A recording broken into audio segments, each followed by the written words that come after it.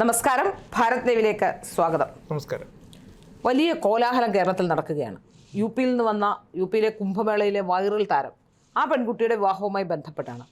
ആ പെൺകുട്ടിയെ സംരക്ഷിക്കാൻ കേരളത്തിലെ സർക്കാരിന് വലിയ ജിജ്ഞാസയോ വലിയ ഒരു ഒരു ഉത്തരവാദിത്വം പോലെ ആ പെൺകുട്ടിയെ സംരക്ഷിക്കണം എന്നുള്ള രീതിയിലേക്ക് വരുന്നു.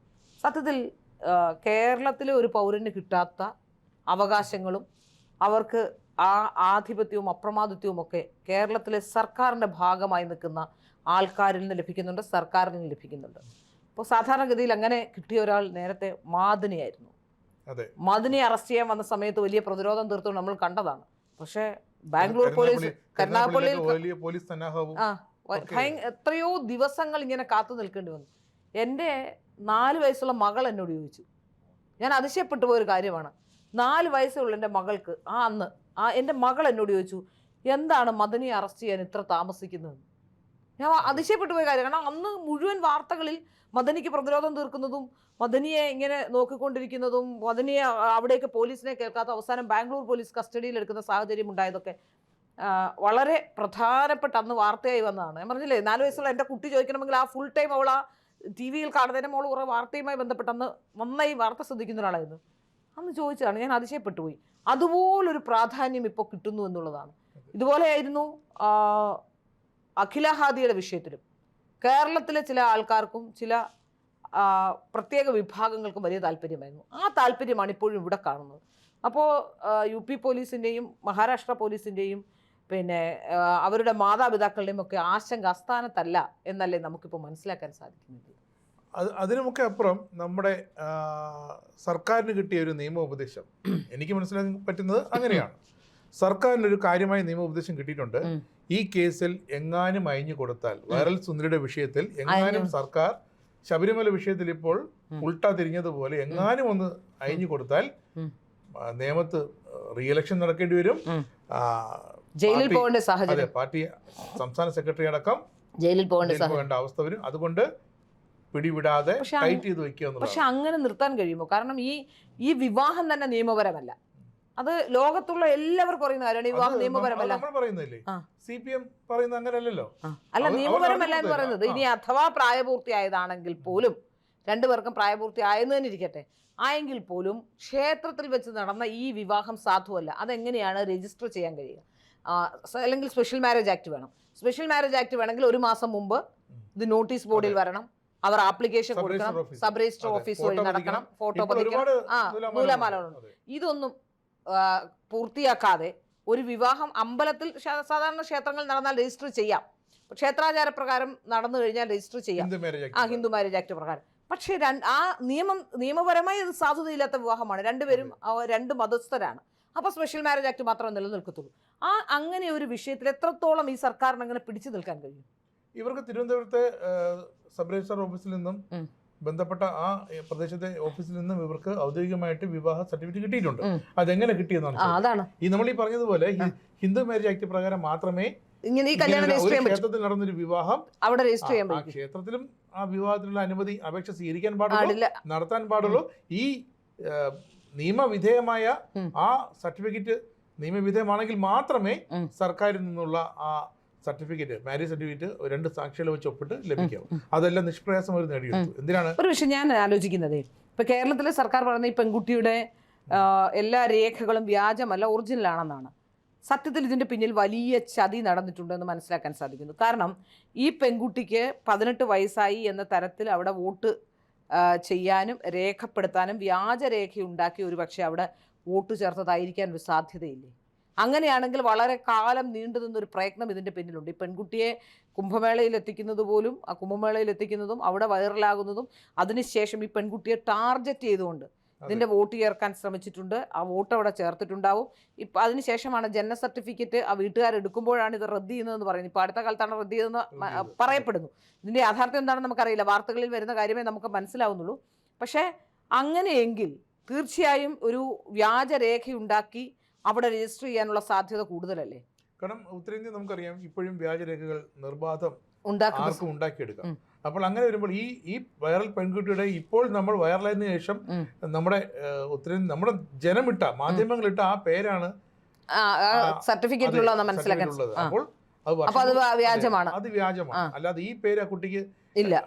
2015 അടക്കം കിട്ടാൻ വഴിയില്ല. അല്ല അത് ഉണ്ടായ സമയത്തെ ഉണ്ടായ അവിടുത്തെ പ്രാഥമിക ആരോഗ്യ കേന്ദ്രത്തിൽ നിന്നുള്ള സർട്ടിഫിക്കറ്റ് ആണ് ഇപ്പോൾ യഥാർത്ഥത്തിൽ അവരുടെ മഹാരാഷ്ട്ര പോലീസിന്റെ കയ്യിലുള്ളതെന്ന്. 2009 ഇപ്പോൾ ഇവിടെ പറഞ്ഞിരിക്കുന്ന ഈ മാരേജ് ആക്ട് ഈ ഹിന്ദു മാരേജ് ആക്ട് പ്രകാരം നടക്കേണ്ട വിവാഹമാണ് അവിടെ സ്പെഷ്യൽ മാരേജ് ആക്ട് പ്രകാരം നടന്നിരിക്കുന്നത്. അങ്ങനെ ആക്ടിവിലും നോക്കിയിട്ടില്ല. പക്ഷെ ഈ ഒരു വിവാഹം നടന്ന അന്നേ ദിവസം മാധ്യമങ്ങൾ എന്താണ് ചെയ്തത്? ശരിക്കും മാധ്യമങ്ങളെല്ലാം എന്നെ പ്രകൃതി ഇതാണ് റിയൽ കേരള സ്റ്റോറി. പക്ഷെ മാധ്യമങ്ങൾ ഒരു ഇൻവെസ്റ്റിഗേറ്റീവ് മനസ്സുള്ള നമ്മുടെ കേരളത്തിലെ മാധ്യമങ്ങൾ എന്താണ് ചെയ്തിരുന്നത്? നമ്മൾ ഈ പറഞ്ഞ വിഷയം തന്നെയാണ്. ഈ ഒരു ക്ഷേത്രത്തിൽ വെച്ച് നടക്കണമെങ്കിൽ അതൊരു ഹിന്ദുവും തമ്മിലുള്ള മാരേജ് ആയിരിക്കും. അതായത് ഇന്നും വാർത്ത വരുന്നുണ്ട്, മധ്യപ്രദേശിൽ നടന്ന ഒരു ലൗചികാതുമായി ബന്ധപ്പെട്ട് 3 പെൺകുട്ടികളെ നിർബന്ധിച്ച് മതം മാറ്റി എന്ന് പറഞ്ഞിട്ടൊരു വാർത്ത വരുന്നുണ്ട്. അപ്പൊ ഇത്തരത്തിലൊരു കൃത്യമായ ഒരു ആസൂത്രണം നടന്നിട്ടുണ്ട്. കേരളത്തിൽ അതിനുള്ള സാഹചര്യം തെരഞ്ഞെടുത്തത് തന്നെ സിനിമ അഭിനയം എന്ന പേരിൽ. സിനിമയിൽ മട്ടാഞ്ചേരി മാഫിയ വളരെ ശക്തമാണ്. ആ ടൈപ്പിലാണ്. അപ്പൊ അത് സിനിമ എന്ന പേരിൽ പെൺകുട്ടിയെ കേരളത്തിലെത്തിക്കുകയും ഷോർട്ട് ഫിലിം എന്ന പേരിൽ കേരളത്തിലെത്തിക്കുകയും അവിടെ വെച്ച് വിവാഹം നടത്തുകയും പെൺകുട്ടിയെ കാണാനില്ല, പെൺകുട്ടി എവിടെയാണെന്ന് അറിയില്ല. ഇപ്പൊ സംരക്ഷണം തേടി പോലീസിനെ സമീപിച്ച് കേരളത്തിലൊക്കെ വന്നിട്ട് ഈ മഹാരാഷ്ട്ര സ്വദേശിയും ഈ യു പി അല്ല എനിക്ക് തോന്നുന്നു പെൺകുട്ടി മധ്യപ്രദേശ് സ്വദേശിയാണ്, യു പിയിൽ വെച്ചാണ് വൈറലായത്. അപ്പൊ ഈ പെൺകുട്ടി ഇവർക്ക് ഇത്രയും സ്വാധീനം, ഇവർക്ക് എവിടെയെങ്കിലും ഒളിവിൽ പോകാനും അല്ലെങ്കിൽ ഇവർക്ക് മുഖ്യമന്ത്രിയെ കോൺടാക്ട് ചെയ്യാൻ നമുക്ക് ഏതെങ്കിലും നമ്മൾ മാധ്യമപ്രവർത്തകരാണ്, നമുക്ക് പോലും ഏതെങ്കിലും ഒന്ന് ആലോചിച്ച് നോക്കൂ എത്ര റിസ്ക് ഉണ്ടാവും നമുക്കൊരു സ്ഥലത്ത് പോയി. ഇപ്പോൾ എനിക്ക് യു പിയിലോ മധ്യപ്രദേശിലോ ഒക്കെ പോയിട്ട് അവിടുത്തെ മുഖ്യമന്ത്രിക്ക് പരാതി കൊടുക്കാനും എന്തെങ്കിലും ഒരു ലോക്കൽ സഹായം ലഭിക്കാതെ അങ്ങനെ ചെയ്യാൻ കഴിയും. നമ്മുടെ കുംഭമേള നടന്നത് കഴിഞ്ഞ വർഷമാണ്. അപ്പോൾ നമ്മുടെ കുംഭമേള നടന്നപ്പോൾ നമ്മുടെ കേരളത്തിൽ നിന്നടക്കമുള്ള എല്ലാവരും ഒരുപാട് പേര് അവിടെ വിശ്വാസികൾ പോയിട്ടുണ്ട്, വിശ്വാസം ഇല്ലാത്തവർ പോയിട്ടുണ്ട്, അന്യ മതസ്ഥർ പോയിട്ടുണ്ട്. ഇതെന്താന്ന് കാണാനായിട്ട് ഒരു ടൂറിസ്റ്റ് നമ്മുടെ പാർട്ടി സെക്രട്ടറിയും ജില്ലാ സെക്രട്ടറി ARയും ഒക്കെ പോയിട്ടുണ്ട്. അവരങ്ങനെ പോയാലല്ലേ ഈ ഒരു പരിചയമോ ബന്ധമുണ്ടാകും. ഈ പെൺകുട്ടിയെ പത്രവാർത്തകളിൽ നിന്നും നമ്മുടെ യൂട്യൂബ് റീലുകളിൽ നിന്നും അറിയുള്ളൂ. ഈ പെൺകുട്ടിയും ഈ ഫർമാനും വിവാഹം കഴിക്കാനായി പൊടുന്ന കേരളത്തിലേക്ക് വരുന്നു, തിരുവനന്തപുരത്തേക്ക് എത്തുന്നു. അവർ നേരെ ഈ ക്ഷേത്രത്തിൽ എത്തുന്നു. അത് ഏതോ ഇന്റീരിയർ ഈ ക്ഷേത്രത്തിൽ എത്താൻ കാരണം നമ്മുടെ പാർട്ടി സെക്രട്ടറിയുടെ CPMന്റെ പിന്തുണയാണ്. അവർ നേരെ ഈ ക്ഷേത്രത്തിൽ എത്തിക്കുന്നു. അതെ, CPM എന്ന പാർട്ടി സ്റ്റേറ്റ് സെക്രട്ടറിയെ പരിചയപ്പെടുന്നു, ജില്ലാ സെക്രട്ടറി ആയി. തലേ ദിവസം മന്ത്രിയോടുള്ള പടം ഇട്ടിട്ടുണ്ട്, MP രാജേഷിനോടുള്ള പടം ഇട്ടിട്ടുണ്ട്. കേരളത്തിൽ എത്ര മാധ്യമപ്രവർത്തകർക്ക് MP രാജേഷുമായിട്ട് ആക്സസ് ഉണ്ട്? ഒന്ന് ആലോചിച്ച് നോക്കൂ. എനിക്കുണ്ട്, ഞാൻ പാലക്കാട് ജില്ലയിൽ ജോലി ചെയ്തിരുന്ന ഒരാളാണ്. എന്നാലും ഒരു പെൺകുട്ടിക്ക് ഇങ്ങനെ ഒന്നാമത് ആ പെൺകുട്ടിക്ക് വിദ്യാഭ്യാസമില്ല. മന്ത്രിയുടെ ഒരു പോസ്റ്റ് ഒന്നും കണ്ടില്ല, ഇതാ വൈറൽ പെൺകുട്ടി ഞങ്ങളെ കാണാൻ വന്നിരിക്കുന്നു, ഒരു പോസ്റ്റ് വന്നില്ല, ഒന്നുമില്ല. അത് മാത്രമല്ല, ആലോചിച്ച് നോക്കൂ, ആ പെൺകുട്ടിക്ക് ഭാഷ അറിയില്ല, മലയാളം അറിയില്ല. MP രാജേഷിന് ഹിന്ദി അറിയാമോ എന്ന് എനിക്കറിയില്ല. വളരെ കുറച്ച് പരിമിതമായി, ചിലപ്പോൾ ഇപ്പം MP ആയതുകൊണ്ട് അറിയാമായി, MP ആയിരുന്നുകൊണ്ട് ചിലപ്പോൾ പരിമിതമായി അറിയാമായിരിക്കും. എങ്കിലും ഈ പെൺകുട്ടിക്ക് ശരിക്കും നമ്മൾ ഈ പെൺകുട്ടിയെ വൈറൽ പെൺകുട്ടിയായി ഈ പെൺകുട്ടി വീഡിയോയിലൊക്കെ വരുമ്പോൾ അന്ന് സംസാരിക്കാൻ പോലും അറിയാത്തൊരു പെൺകുട്ടി 4 ദിവസം മുമ്പാണ് ഈ ക്ഷേത്രത്തിൽ കൊടുത്തത്. എങ്ങനെയാണ് എനിക്ക് മനസ്സിലാവാത്ത? അവിടെയൊക്കെ ദുരൂഹതയുണ്ട് എന്നുള്ളതാണ്. സാധാരണക്കാരായ ആർക്ക് ചിന്തിച്ചാലും ഇതിലൊരു ദുരൂഹത കണ്ടെത്താൻ കഴിയുന്നിടത്ത് CPMന് ഈ ദുരൂഹത കണ്ടെത്താൻ കഴിഞ്ഞില്ലെങ്കിൽ തീർച്ചയായും അത് അറിഞ്ഞുകൊണ്ട് തന്നെ നടത്തിയത്. ഇത് അറിയാതെ നടന്ന, ഇപ്പൊ ഞാൻ പറയട്ടെ, ഇപ്പൊ AR റഹീമിന്റെ കാര്യത്തിലാണെങ്കിൽ ഇത് അറിയാത്തതല്ല. ഒന്നുമില്ലെങ്കിലും ലോ കോളേജിന്റെ പടിയിലൊക്കെ വല്ലപ്പോഴും നോക്കി എഴുതാനെങ്കിലും പോയിട്ടുണ്ട്. പഠിച്ചു എന്ന് ഞങ്ങൾക്ക് പറയാൻ പറ്റില്ല. മാധ്യമപ്രവർത്തകനായി ജോലി ചെയ്തിട്ടുണ്ട്.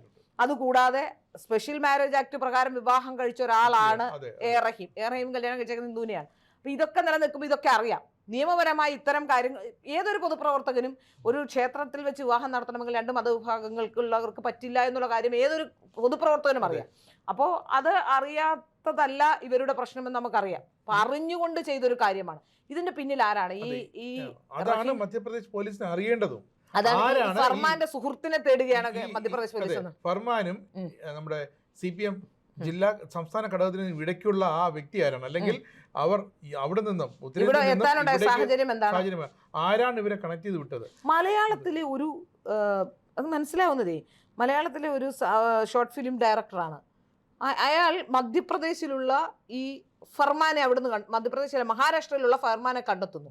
മധ്യപ്രദേശ് സ്വദേശിയായ കുംഭമേളയിലെ വൈറൽ താരമായ പെൺകുട്ടിയെ കേരളത്തിൽ എത്തിക്കുന്നു രണ്ടുപേരെയും. ഇവിടെ നിന്ന് എല്ലാവരും ഷൂട്ടിന് അങ്ങോട്ട് പോകുമ്പോഴാണ് അവിടെ നിന്ന് ഇങ്ങോട്ട് കേരളത്തിലേക്ക് ഒരു ഷോർട്ട് ഫിലിമിന്റെ. അപ്പോൾ അതിന്റെ നമുക്കറിയാലോ ഷോർട്ട് ഫിലിം ഒക്കെ എടുക്കുന്ന വളരെ പ്രോജക്ട് കോസ്റ്റ് ചെറുതായിരിക്കും. അപ്പോൾ അത്രയും പ്രോജക്ട് കോസ്റ്റ് ചെറുതായിട്ടുള്ള ഒരു ഇപ്പൊ നമുക്കറിയാം ചിലപ്പോൾ രേണുസുധി എന്നൊക്കെ പറയുന്ന ആൾക്കാരെ വെച്ച് എടുക്കുന്ന ആൽബങ്ങളും ഒക്കെ അറിയാം. അതുപോലെ ഒരു ആൽബം ഷൂട്ട് പോലെ, സിനിമ പോലും അല്ല, ഒരു ആൽബം ഷൂട്ട് പോലെ ഷോർട്ട് ഫിലിം പോലെ എന്തോ ചെയ്യാനാണ് ഇവിടേക്ക് എത്തുന്നത്. അപ്പം എനിക്ക് മനസ്സിലാവാത്തത് ഇതിനുള്ള ധനസഹായം ആരാണ് ചെയ്തത്? യാത്രാ ചെലവുണ്ട്. ഇവരിവിടെ വന്നിട്ട് ഇപ്പോൾ ഇവരിവിടെ ഫ്ലാറ്റ് എടുത്ത് താമസിക്കുകയാണെന്ന് മനസ്സിലാക്കുന്നത്. ഏറ്റുമാനൂർ ഭാഗത്ത് ഒരു ഫ്ലാറ്റ് എടുത്ത് താമസിക്കുന്നു എന്നാണ് മനസ്സിലാക്കുന്നത്. മനസ്സിലാക്കാനുള്ള കാരണം എന്താ വെച്ചാൽ അവിടെ ഒരു ബിൽഡിങ്ങിന്റെ അഡ്രസ്സാണ് കോടതി രേഖകളിൽ നൽകിയിട്ടുള്ളത്. മുൻകൂർ ജാമ്യത്തിന്റെ കോടതി രേഖകൾ നൽകിയിട്ടുള്ള അഡ്രസ്സാണ്. ഒരു പക്ഷേ എനിക്ക് തോന്നുന്നു ഈ വന്നിട്ടുള്ള പോലീസുകാർക്ക് ഇതുപോലും ലഭ്യമായിട്ടുണ്ടാവില്ല, അല്ലെങ്കിൽ പോലീസുകാർക്ക് നൽകാതെ അത് എവിടെയാണെന്ന് അറിയില്ല എന്ന് പറഞ്ഞുകൊണ്ട് എറണാകുളത്തൊക്കെ തപ്പിത്തെരയുന്നുണ്ട് പോലീസ് എന്നാണ് എനിക്ക് മനസ്സിലാക്കുന്നത്. സിറ്റി പോലീസ് കമ്മീഷണർ അവർക്ക് പരാതി കൊടുത്തിരിക്കുന്നത് നോട്ട് ടു അറസ്റ്റ് എന്ന ഉത്തരവ് കാണിക്കുക. അപ്പൊ എന്താണ് അതിന്റെ താല്പര്യം? എറണാകുളം സിറ്റി അവരും പോലീസിന്റെ അധികാരത്തിൽ അങ്ങനെ ഇടപെടാം. മറ്റൊരു സ്റ്റേറ്റിലെ പോലീസ് അവിടെ ഒരു പരാതി കിട്ടുന്നു, ഈ പെൺകുട്ടി എവിടെയാണെന്ന് കോടതിയിൽ ഹാജരാക്കേണ്ട ചുമതല അവർക്കുണ്ട്. കാരണം പ്രായപൂർത്തിയാകാത്ത പെൺകുട്ടിയാണ്. കോടതിയിൽ വന്നാൽ ഇപ്പോൾ ഒരു ഹേബിയസ് കോർപ്പസ് വന്നാൽ പോലീസിന് അവിടെ ഹാജരാക്കിയേ പറ്റൂ. അപ്പൊ കേരളത്തിലെ പോലീസ് ഇവരെ ഒളിപ്പിച്ചു വെക്കണ്ട, അല്ലെങ്കിൽ കേരളത്തിലെ സർക്കാർ ഇവരെ ഒളിപ്പിച്ചു വെക്കേണ്ട, സംരക്ഷണം എന്ന പേരിൽ ഒളിപ്പിച്ചു വെക്കേണ്ട സാഹചര്യം എന്താണെന്നാണ് എന്റെ ചോദ്യം. ഈ ഇത്രയും റിപ്പോർട്ടിംഗ് ഇന്ന് കണ്ടു നമ്മൾ പല നമ്മുടെ കേരളത്തിലെ വാർത്താ ചാനലുകളായിട്ട് ഈ റിപ്പോർട്ടിംഗ് കണ്ടു. ഇങ്ങനെ അവിടുന്ന് പോലീസ് വരുന്നു, മധ്യപ്രദേശ് പോലീസ് വരുന്നു, പോലീസ് സംഘം അന്വേഷിക്കുന്നു, പോലീസ് സംഘം ഇവിടുന്ന് ബിനാനിപുരം സ്റ്റേഷനിലേക്ക് പോകുന്നു, ഒടുവിൽ അവിടുന്ന് സിറ്റി പോലീസ് കമ്മീഷണർ കാണുന്നു എന്നൊക്കെ പറയുന്നു. പക്ഷേ ആ വാർത്തയുടെ കീ പോയിന്റ് എന്താണ്? ഹെഡിങ് എന്താണ്? ഫർമാനെയും ഈ വരൽ പെൺകുട്ടിയെയും കാണാനില്ല, ദുരൂഹ സാഹചര്യത്തിൽ ഇവർ അപ്രത്യക്ഷരായി. അതെങ്ങനെയല്ലേ പറയേണ്ടത്? ഏതെങ്കിലും ഒരു വാദോരാതെ വിളിച്ച് പറയുന്ന അവിയിൽ പോലെ പറയുന്ന ഏതെങ്കിലും ഒരു മാധ്യമപ്രവർത്തകൻ ഇവരെ കാണാതായിന്നോ അല്ലെങ്കിൽ ഇവർ അപ്രത്യക്ഷരായിരുന്നോ, ഇവർ എങ്ങോട്ട് പോയി, എനിക്ക് അതല്ലേ അന്വേഷിച്ച് കണ്ടുപിടിക്കേണ്ടത്. ശരി, നിങ്ങൾ ഒരു ജാമ്യാപേക്ഷ വന്നിട്ടുണ്ട് എന്നുള്ളത് ശരിയാണ് കോടതിയുടെ മുന്നിൽ. ഇപ്പൊ ഹൈക്കോടതി ജാമ്യാപേക്ഷ വരുമ്പോൾ ആള് നേരിട്ട് ഹാജരാവേണ്ട, വക്കീൽ ഹാജർ. ആന്റിസിപ്പേറ്ററിക്ക് പോകുമ്പോഴേ നമുക്കറിയാം. ഇപ്പോ ഞാൻ ഒരു കാര്യം ചോദിക്കട്ടെ, ഇപ്പൊ ഈ ഫർമാൻ പറയുന്നു പ്രായപൂർത്തിയായ ശേഷമാണ് ഈ പെൺകുട്ടിയെ വിവാഹം കഴിക്കുന്നത്. ഞാൻ പ്രായപൂർത്തിയായ ഒരു വിവാഹം കഴിച്ചു എന്നിരിക്കട്ടെ, എനിക്കെതിരെ ആരെങ്കിലും കൊണ്ട് കേസ് കൊടുത്താൽ ഞാൻ ജാമ്യം എടുക്കാൻ പോവില്ല. എനിക്ക് രേഖയുണ്ട് കയ്യിൽ, ഞാൻ ഈ രേഖയും വെച്ച് ജാമ്യത്തിന് പോകേണ്ട കാര്യമില്ല. അപ്പൊ ഈ പെൺകുട്ടിക്ക് പ്രായപൂർത്തിയായിട്ടില്ല എന്ന് തീർച്ചയായിട്ടും ഇയാൾക്കറിയാം. അതുകൊണ്ടാണ് ഇയാൾ ഈ പോക്സോ കേസിനെ പേടിച്ചുകൊണ്ട് ജാമ്യം എടുക്കാൻ. ഈ വ്യാജരേഖ, വ്യാജ ആധാർ കാർഡ് ഇത് തടസ്സം നിൽക്കല്ലേ കേരളത്തിലെ പോലീസ് ഈ അന്വേഷണത്തിന്? ഇപ്പോ വേറെ ഏതെങ്കിലും സ്റ്റേറ്റിൽ നിന്ന് ഒരു പോലീസ് വന്നാൽ സാധാരണഗതിയിൽ കേരളത്തിലെ പോലീസ് അവർക്ക് വേണ്ട സഹായം അവരോടൊപ്പം നിന്ന് സഹായിക്കേണ്ടതാണ്. മന്ത്രിമാരെയും ഇത് മധ്യപ്രദേശിൽ നിന്ന് വന്ന പോലീസാണ്, നമ്മുടെ തമിഴ്നാട്ടിൽ നിന്നോ കർണാടകയിൽ നിന്നോ ആന്ധ്രയിൽ നിന്നോ പോലീസ് നോക്ക്. നമ്മുടെ കേരള പോലീസ് അറിയാം, തമിഴ്നാട്ടിന്റെ ക്യൂ ബ്രാഞ്ചുകാർ വന്ന് എത്രയോ പ്രതികൾ ഇവിടുന്ന് രാമനെ എടുത്ത് തൂക്കി ജീപ്പിലിട്ട് കൊണ്ടുപോകുന്നുണ്ട്. അങ്ങനെയൊക്കെ തന്നെ സംഭവിക്കുന്നേ. ഇതിപ്പോ എനിക്ക് തോന്നുന്നു NIA പോലുള്ള ഏജൻസികൾ ഇത് അന്വേഷിക്കുന്നുണ്ടാവും. സ്പെഷ്യൽ വിജിലൻസ് പോലുള്ള, സെൻട്രൽ വിജിലൻസ് പോലുള്ള അന്വേഷണങ്ങളൊക്കെ നടക്കുന്നുണ്ടാവും ഇതിന് പിന്നിൽ. അന്വേഷണത്തിലാണ് ഇതെന്നാണ് മനസ്സിലാക്കാൻ സാധിക്കുന്നത്. ഇതുപോലെ തന്നെയായിരുന്നു ആ പെൺകുട്ടിയെ. സത്യത്തിൽ അഖില ഹാദി എന്ന് പറയുന്ന പെൺകുട്ടിയെ ഇവർക്ക് മുന്നിൽ എറിഞ്ഞു കൊടുത്തതും ഇങ്ങനെ നിയമത്തിന്റെ കാര്യം പറഞ്ഞുകൊണ്ട്. അതിൽ രാഹുൽ ഈശ്വറിന് ഒരു വലിയ പങ്കുണ്ട്. രാഹുൽ ഈശ്വറിന്റെ സത്യം പറഞ്ഞാൽ ആ മാതാപിതാക്കളുടെ കണ്ണുനീർ രാഹുൽ ഈശ്വറിന്റെ കുലം എരിക്കുമെന്ന കാര്യത്തിലൊരു സംശയമില്ല. കാരണം ആകെയുള്ള ഒരു പെൺകുട്ടിയാണ്. ആ പെൺകുട്ടിയെ മതമൗലികവാദികളുടെ കയ്യിൽ മതേതരത്വം പറഞ്ഞുകൊണ്ട് രാഹുൽ ഈശ്വർ എന്ത് താല്പര്യത്തിന്റെ പേരിലായാലും ആ കാര്യത്തിൽ എനിക്ക് രാഹുൽ ഈശ്വറിനോട് ഒരിക്കലും ക്ഷമിക്കാൻ കഴിയില്ല. ബാക്കി ഇപ്പോൾ പുരുഷ കമ്മീഷനുമൊക്കെ ആയിട്ട് ബന്ധപ്പെട്ട് എനിക്ക് രാഹുൽ ഈശ്വറിനോട്, പുരുഷ കമ്മീഷനുമായിട്ടൊക്കെ ബന്ധപ്പെട്ടുള്ള വിഷയങ്ങളിൽ ഇടപെടുമ്പോൾ രാഹുൽ ഈശ്വറിനോട് എനിക്ക് ആ കാര്യത്തിൽ ചില കാര്യങ്ങൾ ശരിയാണ്, അയാൾ പറയുന്നത് ശരിയാണ് എന്ന് ഞാൻ പറയും. പക്ഷേ ഈ ഒരു വിഷയത്തിൽ എനിക്ക് രാഹുൽ ഈശ്വറിനോട് ഒരു തരത്തിലും അംഗീകരിക്കാൻ കഴിയില്ല. അതേ പ്രശ്നം തന്നെ എടുത്തു വെച്ചുകൊണ്ടാണ് ഇപ്പോൾ രാഹുൽ ഈശ്വർ ഇപ്പോൾ അടുത്ത പരിപാടിയുമായി ഇറങ്ങിയിരിക്കുന്നത്. ഈ പെൺകുട്ടിയെ മതമൗലികവാദികൾക്ക് എറിഞ്ഞു കൊടുക്കാനുള്ള ഒരു നീക്കം നടത്തുന്നുണ്ടെന്ന് എനിക്ക് മനസ്സിലാക്കാൻ സാധിക്കും. അതെ, രാഹുൽ ഈശ്വർ 24 മണിക്കൂറും അത് ലവ് ജിഹാദല്ല എന്ന് പറയുന്നുണ്ട്. പക്ഷേ അതാണ് രാഹുൽ ആരാണ് ഒന്ന് പോലീസ് അന്വേഷിക്കട്ടെ. ഈ അഖിലയുടെ വിഷയത്തിൽ അഖിലയുടെ വീട്ടുകാർ രാഹുൽ ഈശ്വർ ഹിന്ദുവാദിയാണ് എന്ന് വിചാരിച്ചുകൊണ്ട് എങ്ങനെയെങ്കിലും പറഞ്ഞു മനസ്സിലാക്കട്ടെ എന്ന് കരുതി വീടിനകത്ത് കയറ്റിയതാണ് അവരുടെ ഏറ്റവും വലിയ നാശമായി പോയതെന്നാണ് എനിക്ക് മനസ്സിലാക്കാൻ സാധിക്കുന്നത്.